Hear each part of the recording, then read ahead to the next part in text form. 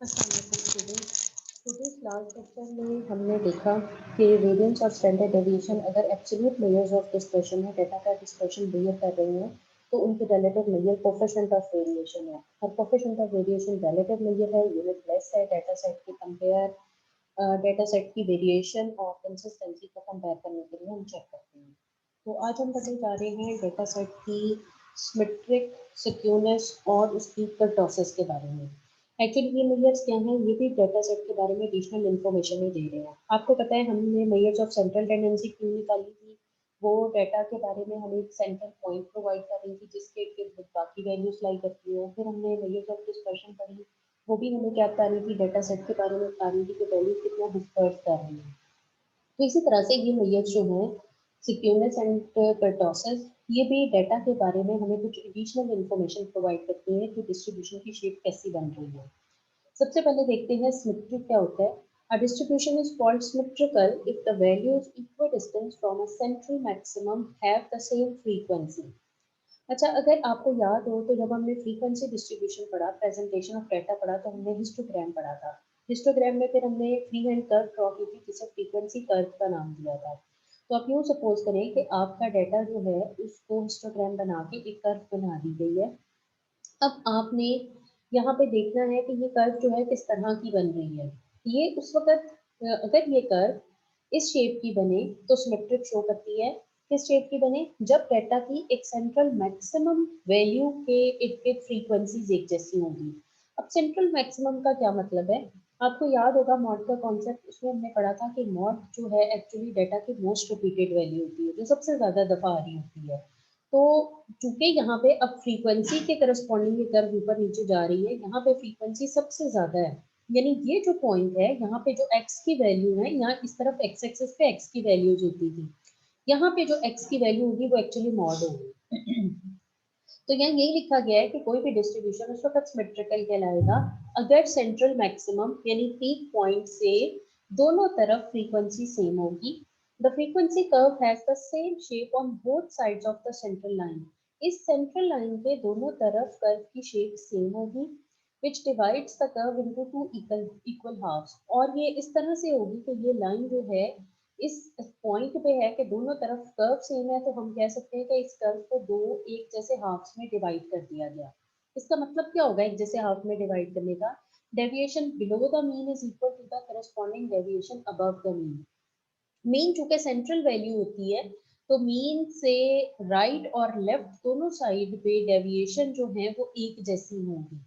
The mean, median and mode coincide in the symmetrical distribution। और जब आपका distribution symmetrical या एग्जैक्टली सिमेट्रिकल होता है, तो ये तो आपको बता दिया कि मैक्सिमम पीक पॉइंट के ऊपर मॉड लाई कर रहा है, तो मीन और मीडियन जब आप निकालेंगे वो भी सेम आएगा। यानी कोई ऐसा डेटा सेट जो एग्जैक्टली सिमेट्रिकल हो, उसका मीन मीडियन और मॉड निकालेंगे तो तीनों वैल्यूज जो है वो सेम आएगी और वो एक ही पॉइंट पे लाई कर रही होंगी। तो इसलिए लिखा है कि सिमेट्रिकल डिस्ट्रीब्यूशन में mean, median and mod coincide करते हैं or the two quartiles Q1 and Q3 are equal distance from the median Q2। और इसमें जो क्वार्टाइल्स हैं Q1 और Q3, ये आपको नजर आ रहे हैं डायग्राम में, ये मीन से या मीडियन से या मॉड से इक्वल डिस्टेंस पे होंगे। तीनों ही मीडियन Q2 से इक्वल डिस्टेंस पर लाई कर रहे होंगे। अब ये क्वार्टाइल्स क्या हैं? ये भी ऐसी मेजर्स हैं जो डाटा सेट को डिस्क्राइब करने के लिए यूज की जाती हैं। इनका कॉन्सेप्ट अगर मैं थोड़ा सा आपको दूं, मैंने ज्यादा डिटेल नहीं पढ़ाई थी। आपको याद होगा अगर हम मीडियन कैलकुलेट करते हैं तो क्या करते हैं, सपोज ये आपका डाटा सेट है, हमारे पास कुछ ऑब्जर्वेशंस आ रही हैं। हम क्या करते थे, मीडियन में इन ऑब्जर्वेशंस को अरेंज कर लेते थे असेंडिंग या डिसेंडिंग ऑर्डर में, और सिंपली जो सेंट्रल वैल्यू होती थी उसको हम कहते थे ये मीडियन है। अगर सेंटर की वैल्यू यहाँ पे है तो ये मीडियन है, और मीडियन का भी दूसरा नाम जो है वो Q2 है, सेकंड क्वार्टाइल। सेकंड क्वार्टाइल एक ऐसी मेजर है जो डाटा को दो इक्वल हाफ्स में डिवाइड कर रही होती है। इसी तरह से अगर हम डाटा को चार इक्वल पार्ट्स में डिवाइड करना चाहते हैं तो हमें तीन मेजर्स की जरूरत होती है। एक होती है Q1 जो स्टार्टिंग पॉइंट से Q2 के बीच में लाई कर रही होती है, और एक होती है Q3 जो फिर थर्ड क्वार्टाइल कहलाती है और वो मीडियन से एंड पॉइंट के बीच में होती है। तो Q1 को फर्स्ट क्वार्टाइल या लोअर क्वार्टाइल कहते हैं, Q2 को सेकंड क्वार्टाइल या मीडियन कहते हैं, Q3 को थर्ड क्वार्टाइल या अपर क्वार्टाइल कहते हैं। तो Q1, 2 और 3 ये ऐसी तीन मेजर्स हैं जो पूरे डाटा सेट को चार इक्वल पार्ट्स में डिवाइड करती हैं। Q1 के पीछे डाटा की 25% ऑब्जर्वेशन होती है, Q2 के नीचे डाटा की 50% ऑब्जर्वेशन होती है, Q3 के नीचे डाटा की 75% ऑब्जर्वेशन होती है। तो जब आपका डिस्ट्रीब्यूशन एग्जैक्टली सिमेट्रिकल होगा तो उस वक्त आपका Q2 यानी कि मीडियन से Q1 और Q3 का डिस्टेंस सेम होगा।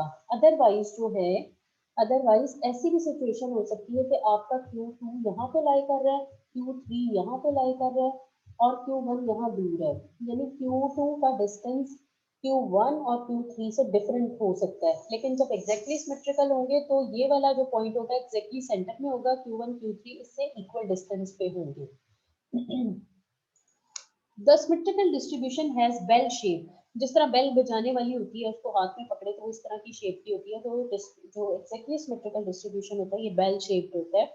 आपके सामने तीन कर्व्स बनाई गई हैं, ये तीनों ही सिमेट्रिकल है, सिर्फ इनमें फर्क क्या है, इसको हम अगर देखें तो ये ऊपर से ज्यादा फ्लैट है, ये फ्लैट कर्व है, ये नॉर्मल है, फ्लैट से थोड़ी सी जरा ऊंची है, और इस कर्व को देखें तो इसकी हाइट सबसे ज्यादा है।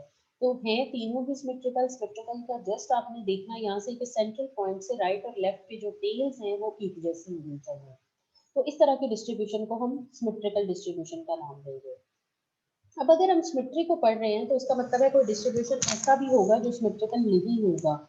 तो जो सिमेट्रिकल नहीं होगा उसे हम कहेंगे सिक्यूड डिस्ट्रीब्यूशन, और उसकी जो सिक्यूड यानी कि उसकी सिमेट्री से हट जाने की जो टेंडेंसी है उसको हम किसके साथ मेजर करेंगे, सिक्यूनेस के साथ। तो सिक्यूनेस एक ऐसी मेजर है जो डाटा की सिमेट्री से दूरी को मेजर करेगी। The lack of symmetry in a distribution is called skewness. किसी भी डिस्ट्रीब्यूशन में सिमेट्रिक ना होने को सिक्यूनेस कहा जाता है, that is degree of asymmetry, यानी वो कितना सिमेट्रिक से दूर है। In skewed distribution, the tails of frequency curve are not equal in length from the central point. जो आपके पास होता है सिक्यूर डिस्ट्रीब्यूशन, उसमें आपका जो पीक वाला पॉइंट होता है जैसे मॉड कहते हैं, उसके राइट और उसके लेफ्ट पे टेल्स कर्व की एक जैसी नहीं होती हैं। If the frequency curve has a longer tail to the right of the central maximum than the left, the distribution is said to be skewed to the right और positively secure.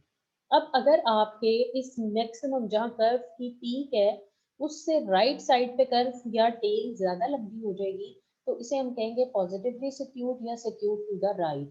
और left side के मुकाबले में right side पे tell लंबी है तो positively सिक्यूर्ड या सिक्यूर्ड टू द राइट। इसको हम पॉजिटिवली क्यों कह रहे हैं, आप जब लाइन स्केल पढ़ते हैं तो आपको पता है यहाँ पे 0 पॉइंट होता है, इस तरफ सारी पॉजिटिव वैल्यूज होती हैं और इस तरफ सारी नेगेटिव वैल्यूज होती हैं। तो जब टेल ने पॉजिटिव साइड पे लंबे होना है तो पॉजिटिवली सिक्यूर्ड, और अगर टेल नेगेटिव साइड पे लंबी हो जाती है तो इसे नेगेटिवली सिक्यूर्ड या सिक्यूर्ड टू द लेफ्ट कहा जाता है। अब इसमें आपके पास कुछ चीजें नोट करने वाली हैं। मॉड तो आपको बता दिया कि हमेशा पीक पॉइंट होगा, इस कर्व का मॉड यहाँ पे लाई कर रहा है। जब भी आपका डिस्ट्रीब्यूशन पॉजिटिवली सिक्यूर्ड होगा तो मीन की वैल्यू सबसे बड़ी होगी, आगे होगी, क्योंकि एक स्केल पे अगर हम देखें यहाँ वैल्यूज बड़ी हो रही हैं। तो एक्स बार यानी मीन डाटा का सबसे बड़ा होगा, देन मीडियन सेंटर में होगा, देन मॉड सबसे छोटा होगा। तो पॉजिटिवली सिक्यूर्ड में mean is always greater than median and median is always greater than mod. ये एक्स के ऊपर एक लाइन मीन को शो करिए, एक्स बार, एक्स के ऊपर अलिफ मद वाला मद लगाया इसको एक्स टिल्डी कहते हैं, ये मीडियन के लिए, और एक्स के ऊपर हैट लगाया हुआ है तो ये मॉड के लिए। नेगेटिवली सिक्यूर्ड में आप देखें कर्व की पीक यहाँ पे ऊंची बन रही है तो मॉड यहाँ पे है। नेगेटिवली सिक्यूर्ड में मॉड हमेशा सबसे बड़ा होगा, मीडियन फिर दरमियान में होगा और मीन इस वक्त सबसे पीछे या छोटा होगा।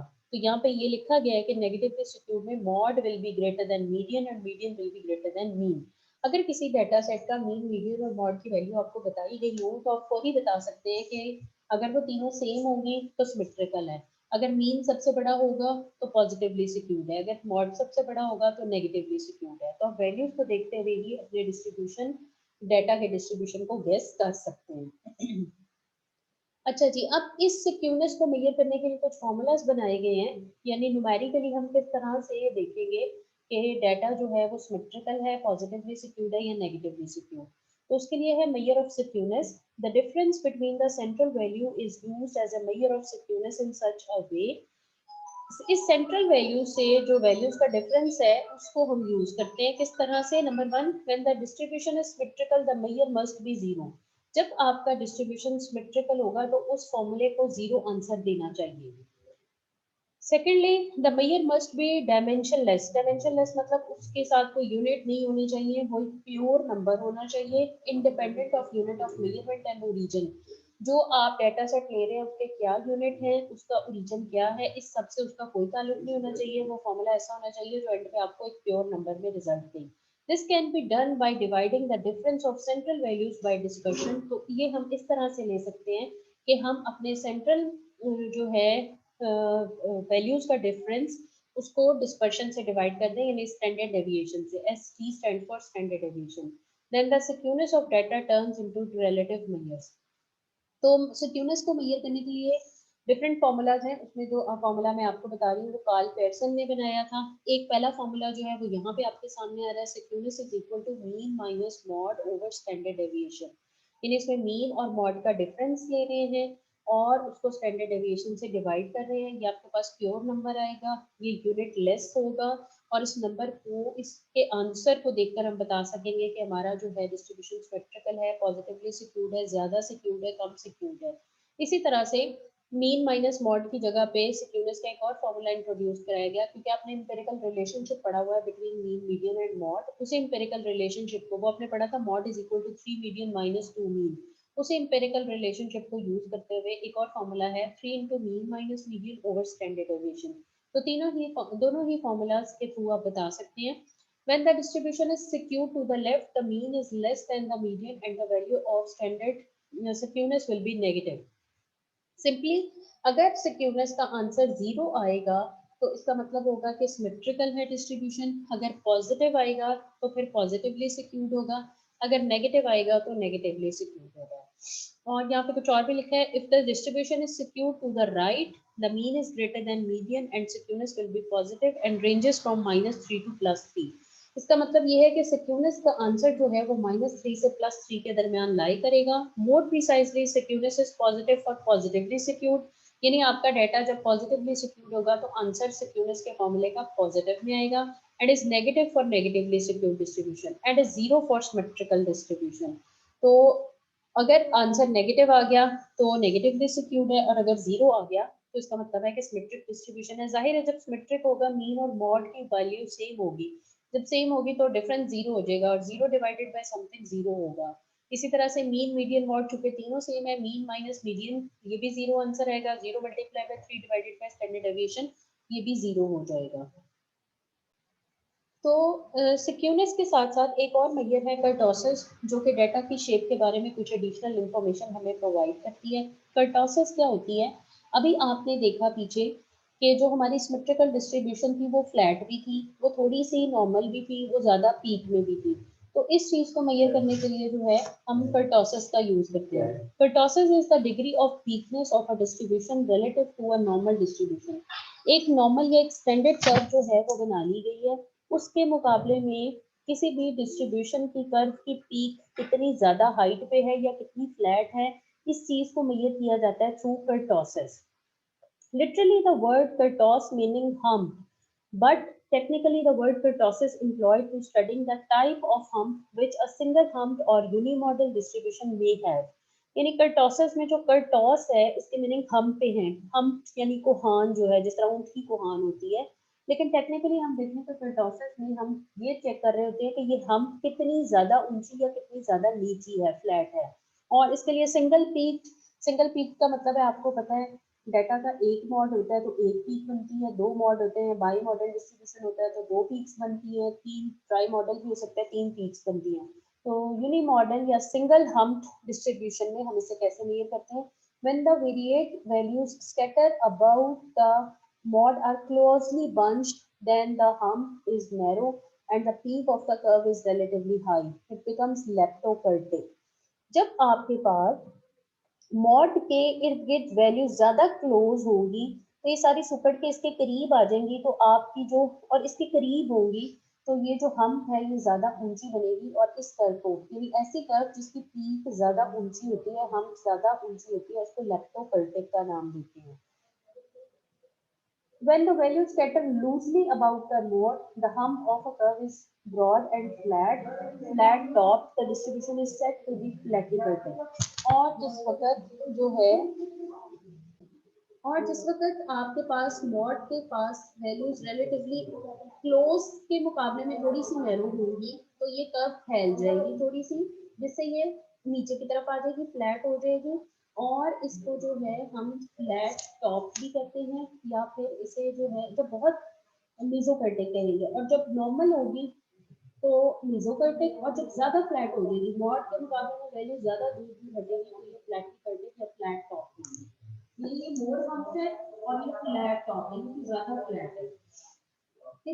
The normal curve which is not very peak, not very flat. ये जो सेंटर वाली है इसके बारे में बात हुई ऊपर जो बात हुई ना फ्लैट टॉप और फ्लैटिकटिक की वो नीचे वाली कर्व के बारे में थी मॉड के मुकाबले में वैल्यू ज्यादा जो है वो दूर हो जाती है उसकी उनकी लूजली होती है उनसे जरा परे होती है वैल्यूज और जब आपकी वैल्यूज जो है एक नॉर्मल कर्व बने जो कि ना ज्यादा पीक हो और ना ज्यादा फ्लैट हो तो इसको हम बेल शेप भी कहते हैं और इसको मेसोकर्टिक का नाम देते हैं। It is taken as a basis for comparison और इस नॉर्मल कर्व को स्टैंडर्ड माना जाता है और इसके थ्रू कंपेयर किया जाता है कि इससे ज्यादा कितनी पीक या कितनी कम पीक है।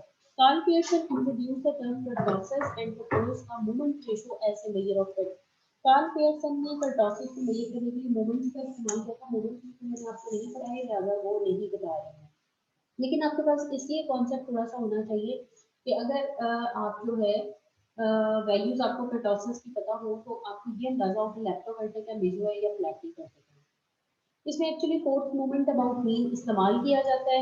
नॉर्मल डिस्ट्रीब्यूशन के लिए जो वैल्यू है वो 3 है। अगर कर्टोसिस की वैल्यू 3 आ रही है तो आपने अंडरस्टैंड कर देना है कि ये मेसोकर्टिक कर्व है और नॉर्मल कर्व है बेल शेप है। अगर जो है इसकी मैयर 3 से बड़ी होगी तो लेप्टोकर्टिक होगी। 3 से बड़े होने का मतलब ऊंची हो जाएगी इसकी पीक तो लेप्टोकर्टिक होगी। अगर कर्टोसिस की वैल्यू 3 से लेस होगी तो उस वक्त जो है ये फ्लैटिकर्टिक होगी यानी 3 होगी तो मेसोकर्टिक नॉर्मल का 3 से बड़ी होगी तो लेप्टोकर्टिक 3 से वैल्यू छोटी होगी तो फ्लैटिकर्टिक कर्व कहलाता है।